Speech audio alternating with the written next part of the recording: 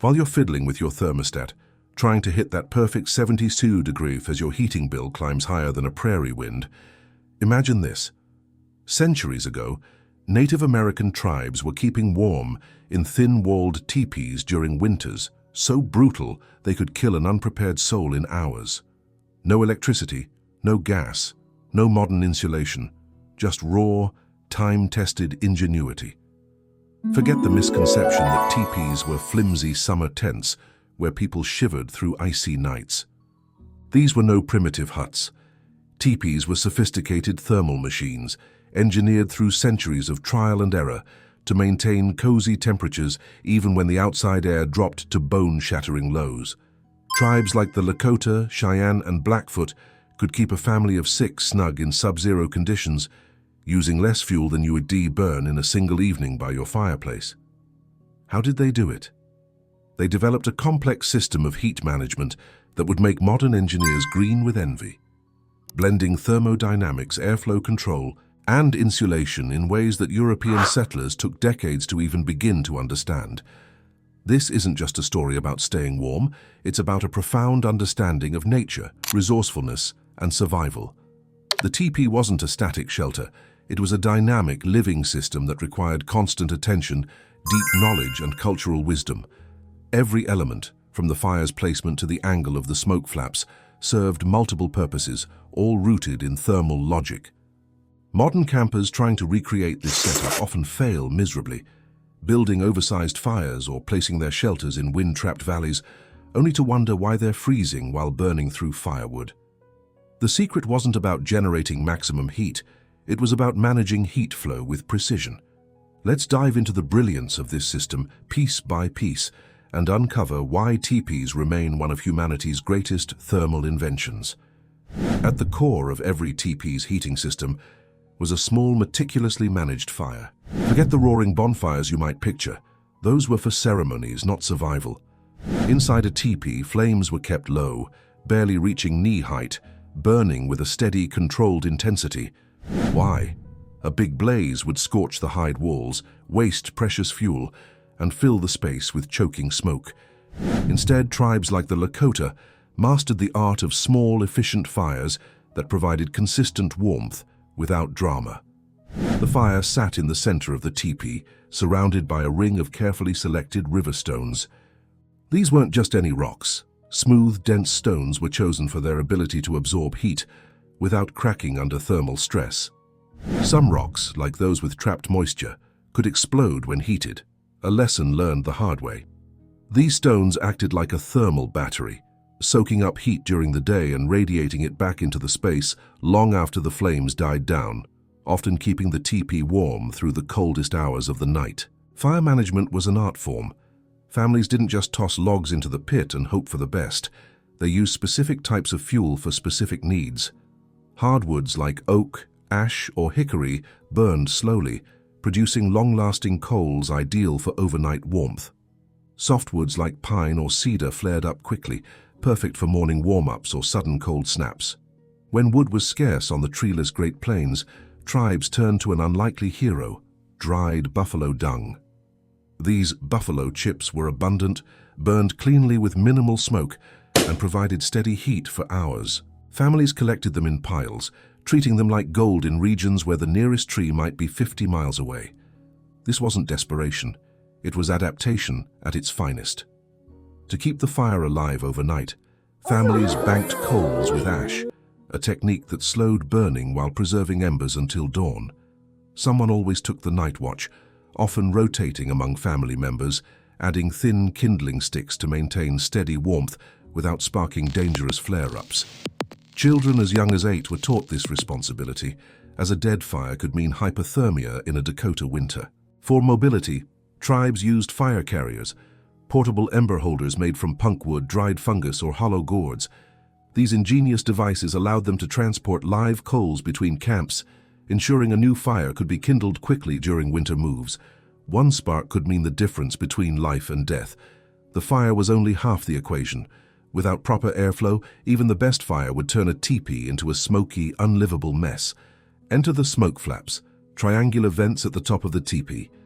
adjusted with long poles to act like a prehistoric thermostat. These weren't just holes in the hide, they were precision-engineered vents that created a natural draft.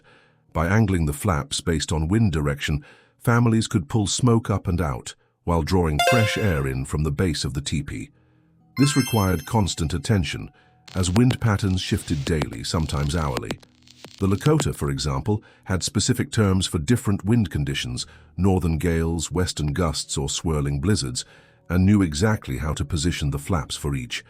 Get it wrong and smoke would pour back into the living space, stinging eyes and lungs. Get it right, and you had a perfect balance of ventilation and warmth. This system was so effective it rivaled modern HVAC designs. The teepee's conical shape played a key role, funneling smoke upward while stabilizing the structure against howling winds. Families became amateur meteorologists, reading cloud patterns and wind shifts to anticipate adjustments. During storms, they'd angle the flaps to block downdrafts, preventing cold air or snow from rushing in. The result was a living space that stayed warm and breathable, even when temperatures outside plummeted to 30 below zero.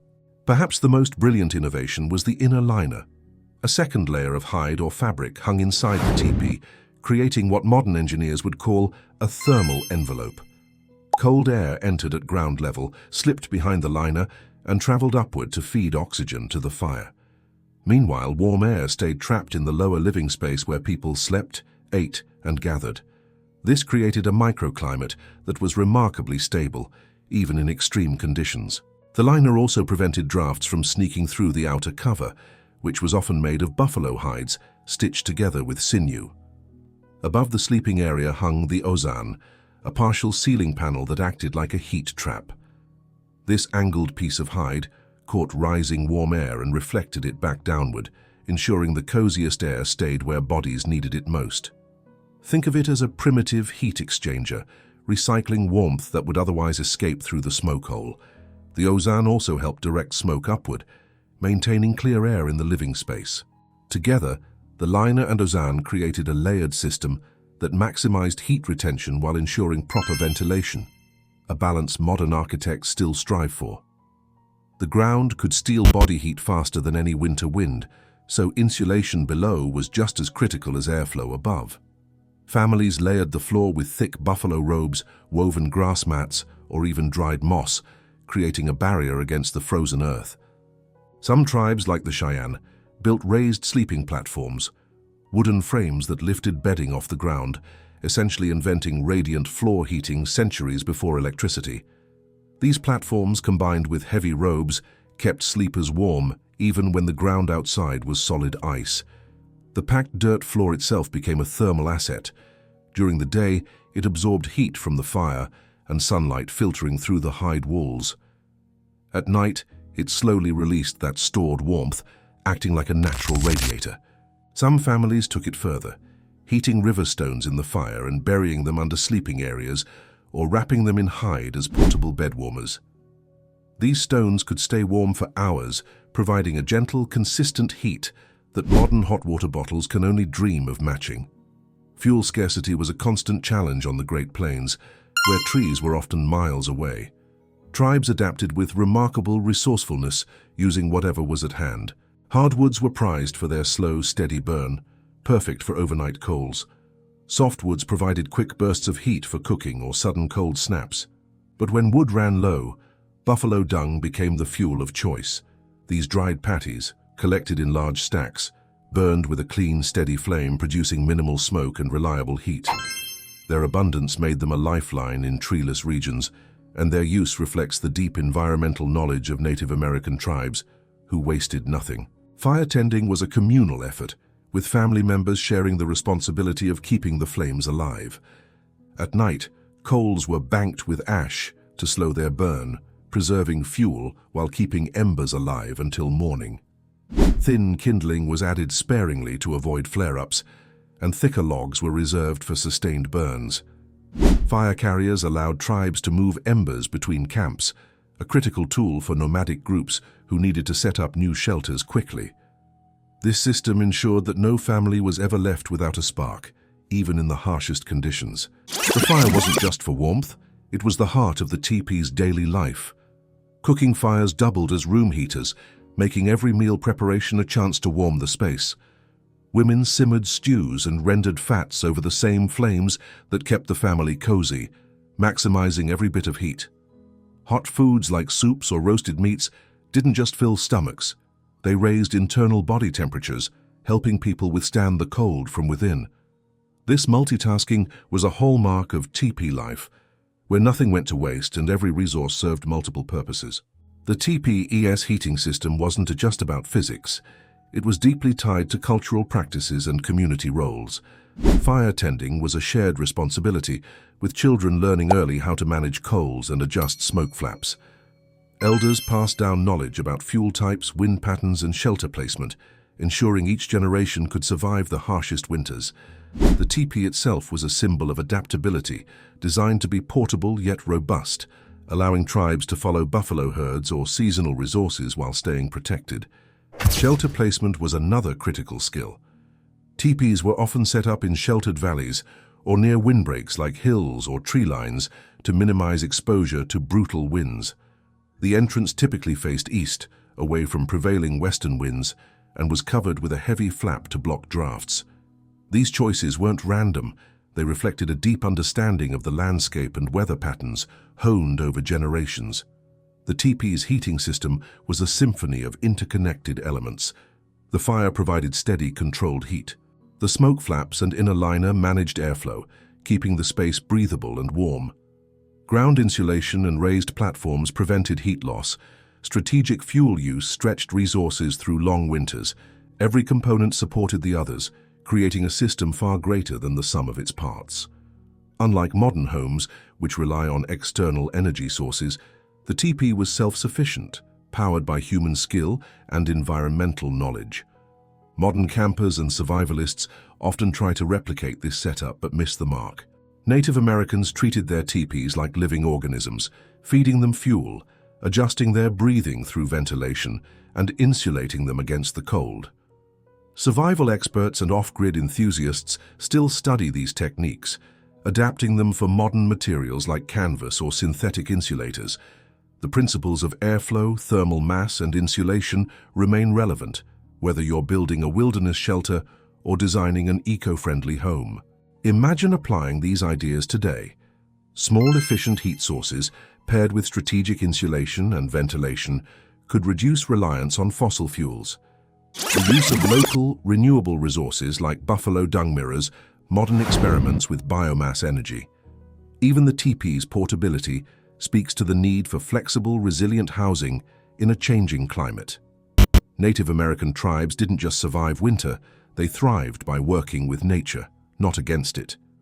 Their ingenuity is a reminder that sometimes the most advanced solutions come from the past. The tipi was more than a shelter. It was a testament to human ingenuity, blending science, culture, and survival. Its heating system, with its small fires, adjustable vents, thermal liners, and clever insulation, turned a simple cone of hides into a warm, livable home in the harshest conditions. Tribes like the Lakota didn't just endure winter, they mastered it, using less energy than a modern space heater while achieving better results. Their techniques, refined over centuries, offer a blueprint for efficiency and adaptability that resonates today. So the next time you're cranking up your thermostat, spare a thought for the thermal genius of the tipi, a system so smart it could keep you warm without a single watt of electricity.